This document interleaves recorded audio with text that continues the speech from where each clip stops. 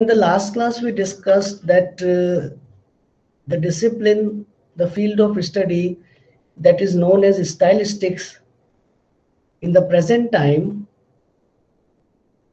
it was known as poetics.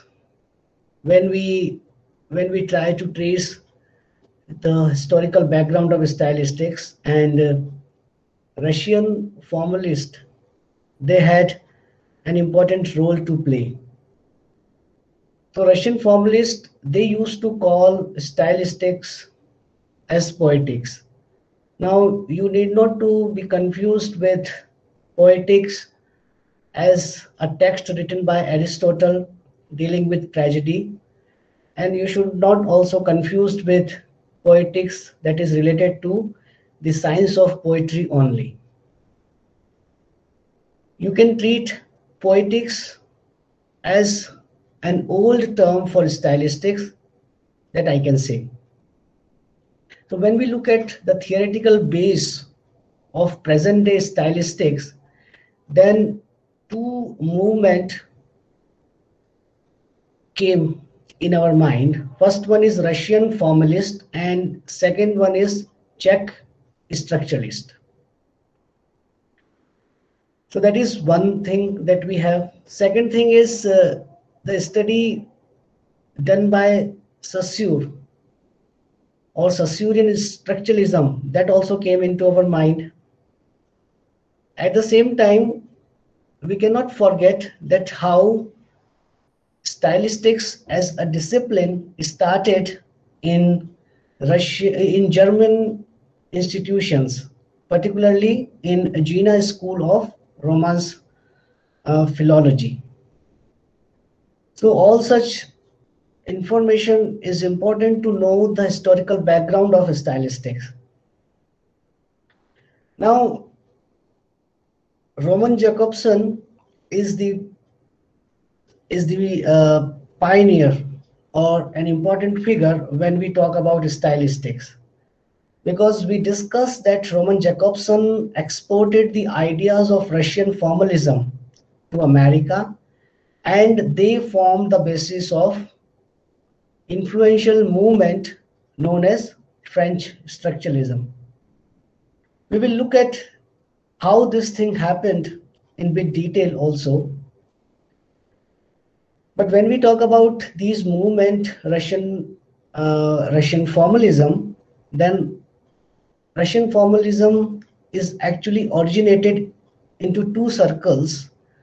One is Moscow Linguistic Circle in 1915, and Jakobson was a junior prominent member in this circle, and Opoyas in 1914. So this Opoyas is actually an abbreviation of Russian words, but here the meaning of or the full form of Opoyas is Society for the Study of Poetic Language. And the prominent figures which are associated with Opoyas, they were Viktor Sholsky, Boris Eichenbaum, Tainanov. These were the prominent figures. So again and again we will use these names. So it is important for you to remember Roman Jakobson, Sholsky, Eichenbaum, Tainanov. So that's why we are discussing in detail, or we are mentioning them, because we will use what they said or what they posited with respect to stylistics. So when we say that Roman Jakobson exported the ideas of Russian formalism to America, and they formed the basis of influential movement French structuralism. So we need to understand a little bit background. What is the source? So we know that Ferdinand de Saussure is already a seminal figure when we study structuralism. So one important figure is Ferdinand de Saussure, but who is the propagator? So Jakobson is the principal pollinator. Pollinator here we are using as a metaphor. That means someone who is responsible for spreading the ideas, posited by Ferdinand de Saussure in a book under his name, Course in General Linguistics, published in 1916. And we already know that Saussure did not publish anything on his own, but after his death, Saussure's students, Saussure's disciples, they actually published, edited the class notes in the form of a book titled Course in General Linguistics. So when we talk about from where these ideas came, that how can we mix the ideas that are there in linguistics to literature, how we can apply these ideas to literature, or how can we blend these two fields, then Ferdinand de Saussure is the seminal figure. So that means like he is the originator of structuralism, or he is the father of structuralism, if we use another biological metaphor, father. So structuralism, as we know, that it was developed in early 1990s. So how it passed? So it passed from Saussure to Lévi-Strauss and to Barthes. And Lévi-Strauss is one such important figure in anthropology, and he is also an important figure when we talk about French structuralism. So you can see the trace, like we have a Geneva group of linguists to which Ferdinand de Saussure was associated. Then those ideas, those influential ideas related to structuralism, they moved to Russian formalist in 1920s. Then we have another Prague, a linguistic circle in 1930s. Fine. Then we have New York linguistic circle in 1940s. Then we have anthropologies of Lévi-Strauss, that is in 1950s. And then we have this present day structuralist literary critics. So Jacobson is the principal pollinator, the one who carried ideas from one group to the another. So when this thing happened, actually during the World War II, so in 1939, Jacobson moved to New York, where he founded the Linguistic Circle of New York in 1940s, and met Lévi-Strauss, who was also a professor in exile. So during those troubled time, when the countries like Russia and France and the entire Europe, they were in war. So many these professors, these intellectuals, they were in exile, or they migrated to different countries because of that disturbance. And this is how they met each other, and they spread all such ideas to each other. So the base is structuralism, but we find that Roman Jakobson included, participated in those ideas, contributed something to those ideas, and then this thing happened. So this is how this entire thing happened. And when we say Roman Jakobson exported the ideas of Russian formalism to America, and they formed the basis of influential movement, French structuralism. So if you think that how from Russia or Russian formalism, French structuralism came into being, then nothing is direct, but obviously they are linked to each other. So it's a justification that how these two movements, Russian formalism and French structuralism, they are related to each other.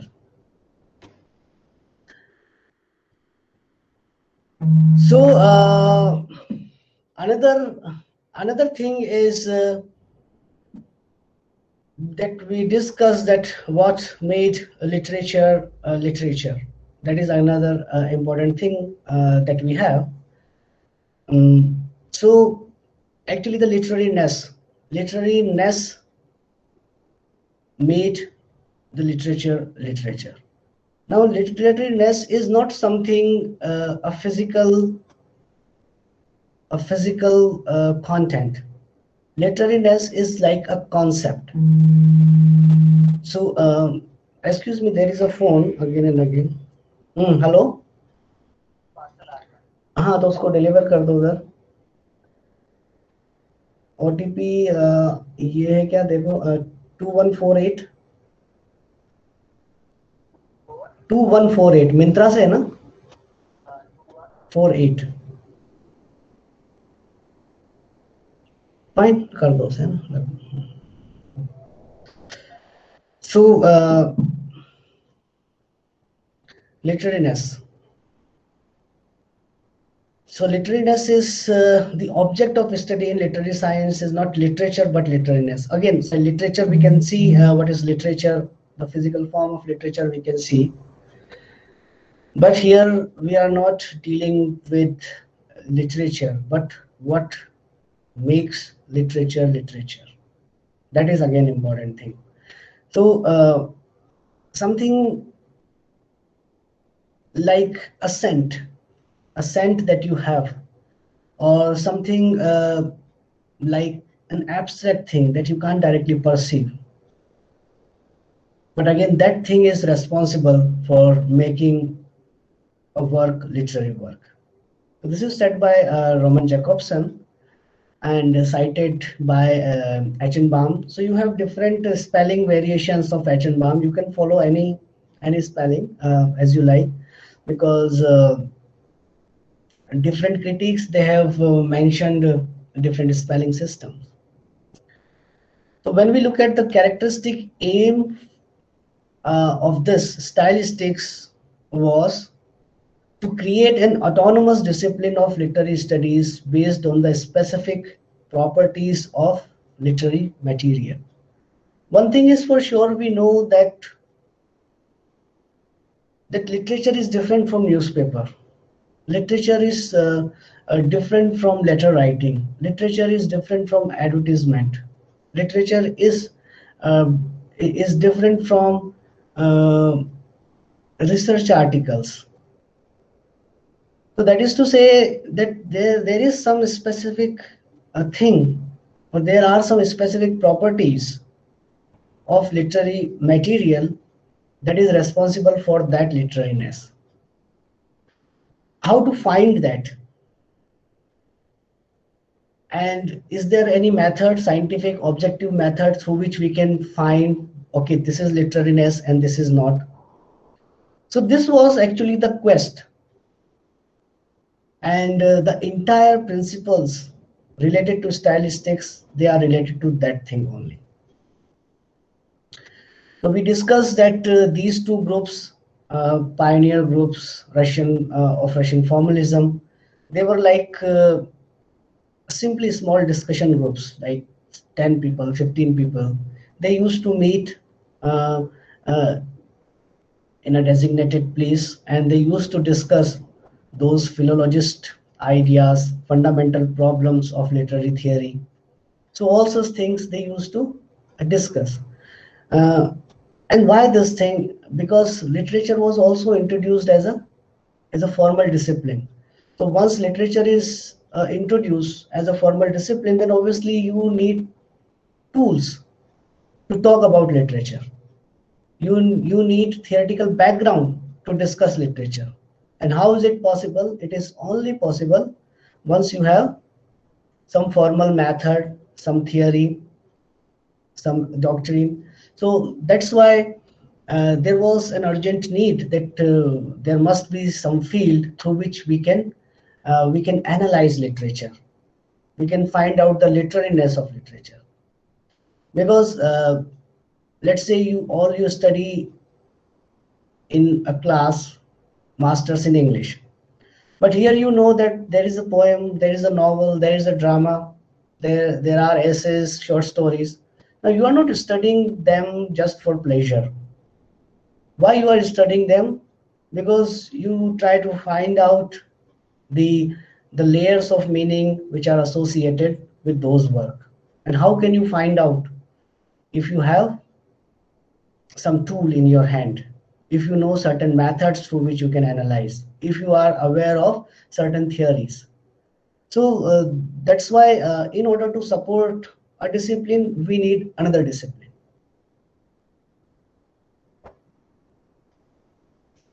So literature, according to stylistics, can be defined by its linguistic makeup.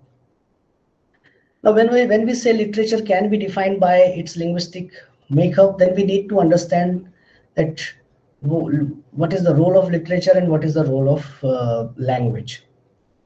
Now, if I raise a question that can you think of literature without language, you will say no. Irrespective of the fact whether you are studying oral literature or written literature, you know that without language there can be no literature.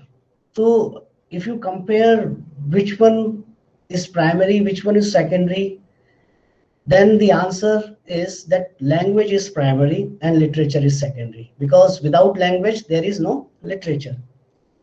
So don't you think it is advisable, if you know the nitty-gritty, if you know the tools, nuts and bolts of language, that how this literature is composed?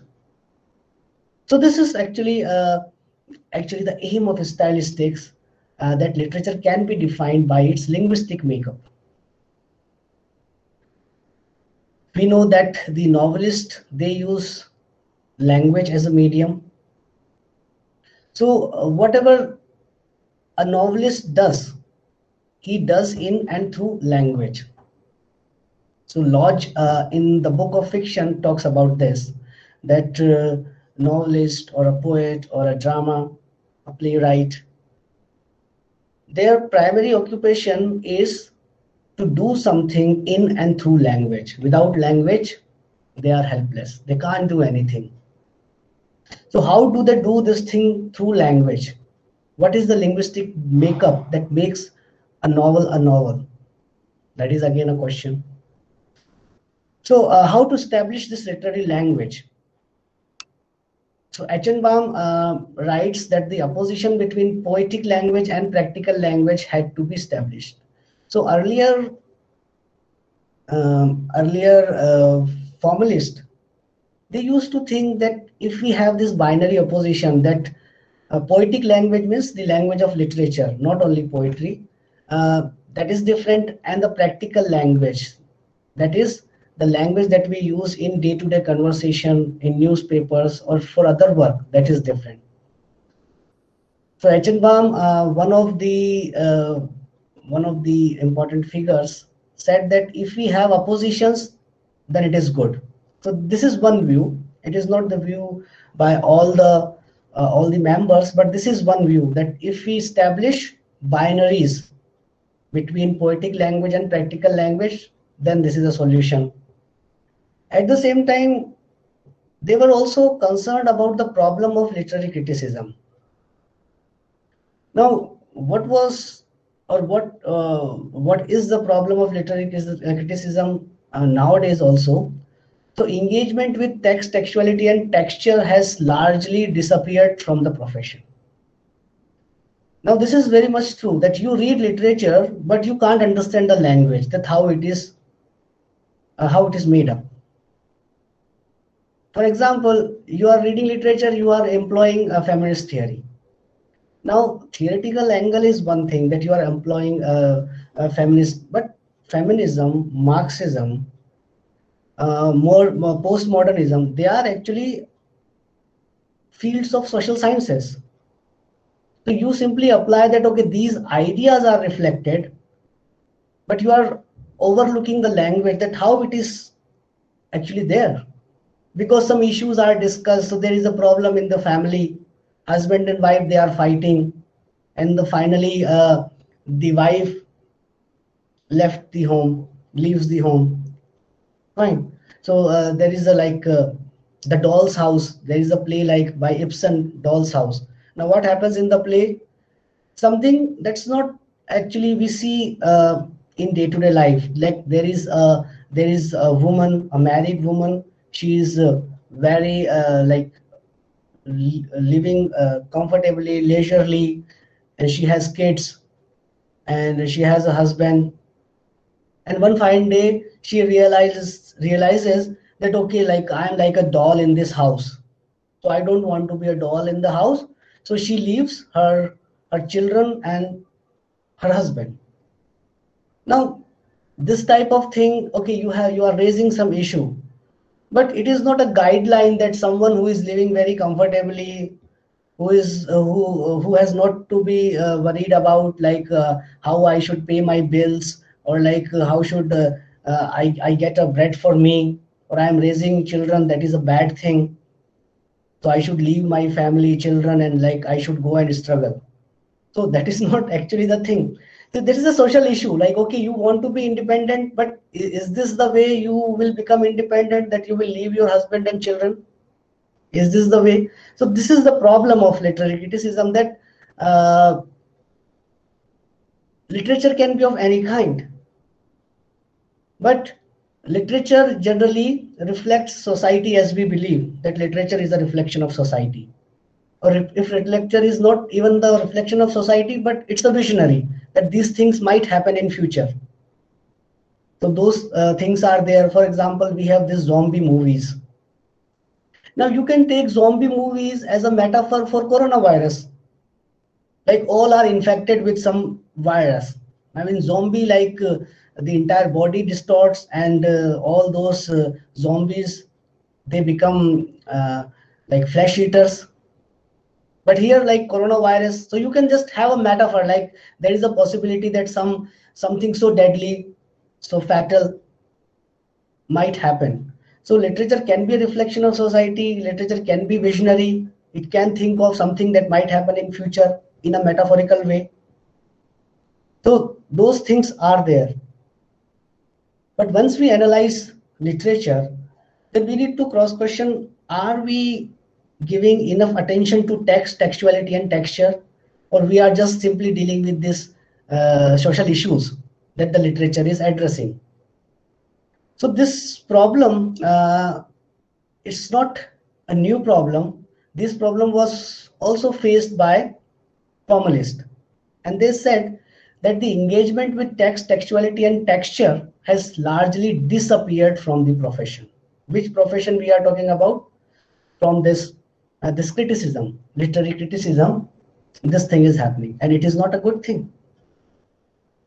So they wanted that there must be some methods that students can observe to find out the linguistic makeup, how a text is actually structured, whether text is conveying that type of meaning or not,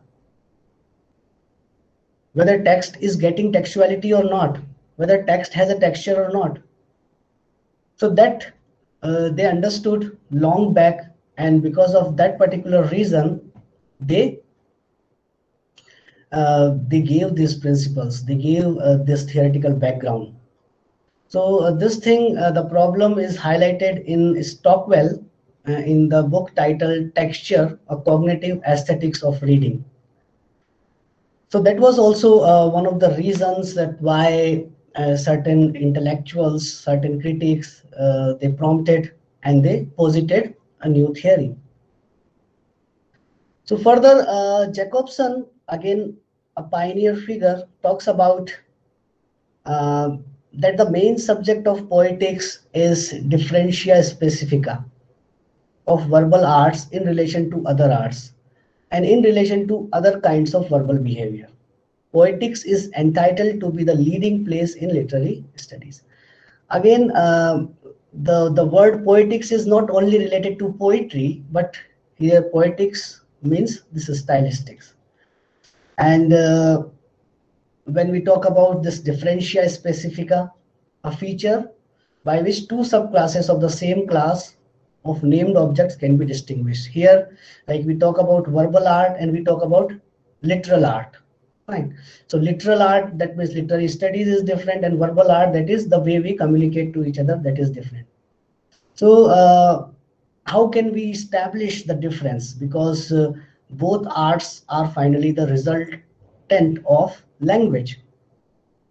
So they say if we have poetics, if we have stylistics, then very easily we can have this differentia specifica.